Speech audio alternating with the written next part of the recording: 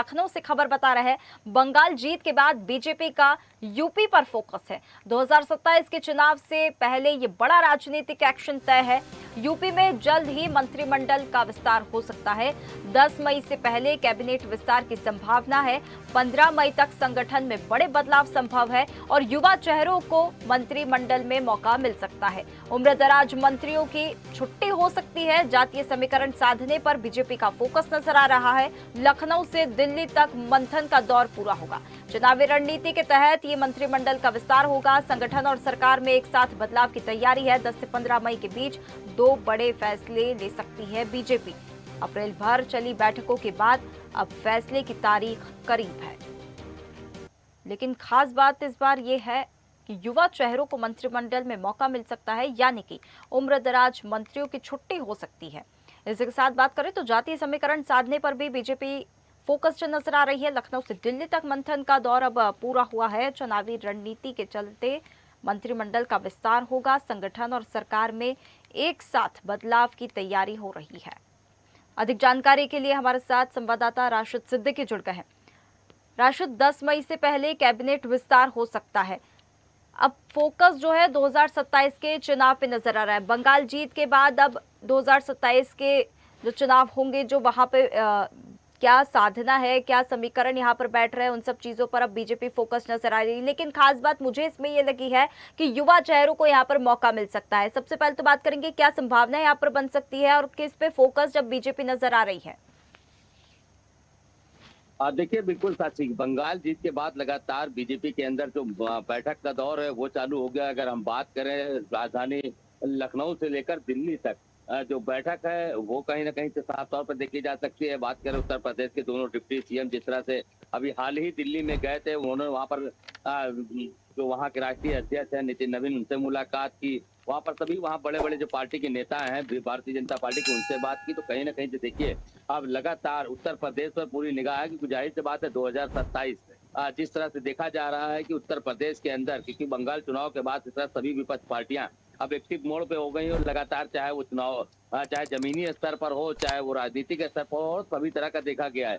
तो अब इसको लेकर जिस तरह से देखिए भारतीय जनता पार्टी लगातार अब इस पूरे मामले को लेकर बैठक का दौर जो कर रही है, और ऐसे में जो कहीं ना कहीं से मंत्रिमंडल विस्तार है वो भी अब साफ तौर पर देखा जा सकता है, क्योंकि 10 से 15 मई के बीच तो बड़े फैसले ले सकती है बीजेपी। अप्रैल भर जो चली बैठकों के बाद अब फैसला कहीं ना कहीं करीबी तौर पर है। सीएम योगी और केंद्रीय नेतृत्व के बीच कई ऐसी जो दौर है वो कहीं ना कहीं साफ तौर पर देखने को मिला है। अब नेताओं से जो फीडबैक है वो कहीं ना कहीं जमीनी स्तर पर लिया जा रहा है, छोटे कार्यकर्ताओं से लिया जा रहा है, प्रदेश अध्यक्ष कार्यकर्ताओं से लिया जा रहा है कि कौन सा नेता बेहतर रहेगा। तो इन सभी चीजों को लेकर अब कहीं ना कहीं से भारतीय जनता पार्टी की जो 2027 जीतने का जो लक्ष्य है उत्तर प्रदेश का, तो वो साफ तौर पर देखा जा सकता है। जी साथी।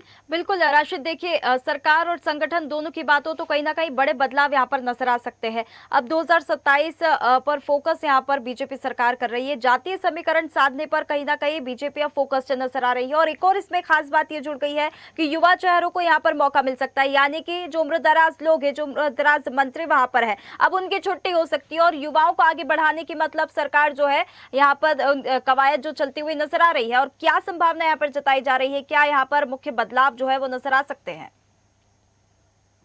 देखिए, उत्तर प्रदेश की बात करें तो यहाँ जातीय समीकरण है, क्योंकि जातीय समीकरण को लेकर सारी राजनीति उत्तर प्रदेश के अंदर देखी जा रही है। और इसी को लेकर जातीय समीकरण साधने पर बीजेपी लगातार फोकस कर रही है। और इसको लेकर चाहे वो प्रदेश अध्यक्ष की बात रही हो, चाहे पूर्व प्रदेश अध्यक्ष की बात रही हो, जैसे अगर हम बात करें पूर्व प्रदेश अध्यक्ष जो भूपेन्द्र चौधरी थे, उनको भी कहीं ना कहीं बड़ी जिम्मेदारी दी जाएगी। और साथ ही कई युवा चेहरा है जो कि विधायक में भी शामिल है, यहाँ पर उनको मंत्रिमंडल में उनको जगह मिल सकती है। और ऐसे में बड़ी जनगणना के हिसाब से जिस तरह देखिए कल जो है जिस तरह से कल एक जनगणना चालू होने वाली है 7 मई से लेकर, उसके बाद कहीं ना कहीं से जो उनका फोकस है पूरा जातीय समीकरण को लेकर है।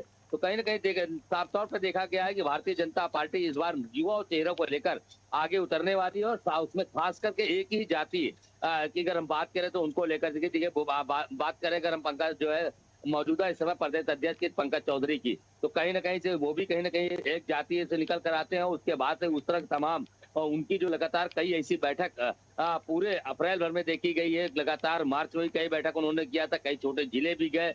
तो कहीं न कहीं से देखिए चुनावी रणनीति के तहत इस तरह का जो मंत्रिमंडल का विस्तार है वो भी किया जा सकता है। कई मंत्रियों को लेकर चर्चा तेज भी हुई। हालाँकि देखिए अभी सूत्रों के द्वारा ही सिर्फ जानकारी मिली है कि ऐसे जो नया युवा चेहरा है उनको भी इस बार मंत्रिमंडल में उनको जगह मिल सकती है और कई पुराने मंत्री हैं उनको उनकी छुट्टी भी हो सकती है। तो कहीं न कहीं से देखिए साफ तौर पर साक्षी देखा जा सकता है कि 2027 पूरी तरह से आपकी भारतीय जनता पार्टी को उस पर फोकस रहेगा। उत्तर प्रदेश क्योंकि मेन उत्तर प्रदेश, क्योंकि इस बार विपक्ष भी लगातार उत्तर प्रदेश को लेकर ही चल रही, क्योंकि जाहिर सी बात है पश्चिम बंगाल में जिस तरह से देखिए फुल बहुमत से सरकार भारतीय जनता पार्टी की बनी और कई आरोप से घिर भी गई है वहां पर लगातार।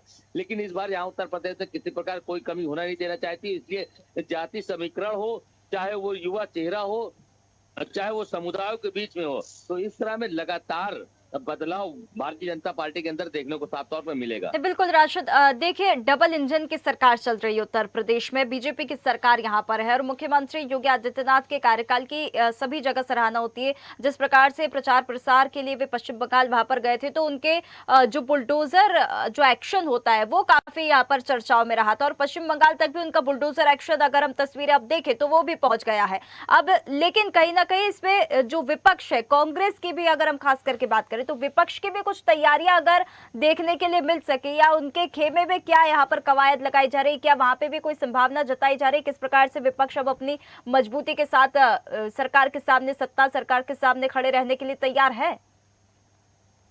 देखिए बिल्कुल साक्षी, अगर हम बात करें विपक्ष की तो विपक्ष अब लगातार कई प्रयास कर चुकी है, कई चुनाव। कांग्रेस की अगर बात करें तो कांग्रेस तो हालांकि देखिए कांग्रेस उत्तर प्रदेश के अंदर कांग्रेस का कुछ ज्यादा अस्तित्व तो नहीं बचा है, लेकिन बात अगर हम करते हैं तो मजबूती से लड़ रही है आमने सामने, तो वो समाजवादी पार्टी लड़ेगी। हालांकि देखिए अखिलेश यादव का साफ तौर पर कहना है कि इस बार जो चुनाव होगा वो लगातार अपने सभी कार्यकर्ताओं को एक्टिव मोड पे रखेंगे, लगातार लोगों से मिलेंगे, जागरूक करेंगे। लेकिन हालांकि उत्तर प्रदेश में भी ऐसा कोई असर देखने को नहीं मिल रहा है। देखिए भले लोकसभा की अगर हम बात करें, जिस तरह से लोकसभा में अच्छा का समाजवादी पार्टी को अच्छा खासा सीटें मिली थी, भारतीय जनता पार्टी को लोकसभा नुकसान भी हुआ था, लेकिन इस बार बंगाल जीतने के बाद से बंगाल और आसाम जिस तरह से भारतीय जनता पार्टी ने भारी बहुमत से विजयी बनाई, उसको देखते हुए लग रहा है कि उत्तर प्रदेश भी इस बार 2027 जो है भारतीय जनता पार्टी ही इन विपक्ष को मात दे पाएगी। लेकिन हालांकि देखिए लगातार बात किया गया, अखिलेश यादव की आज प्रेस कॉन्फ्रेंस जिस तरह से वो ममता बनर्जी से मिलने वहां पर जा रहे हैं, उन्होंने अपने कार्यकर्ताओं से अपील की।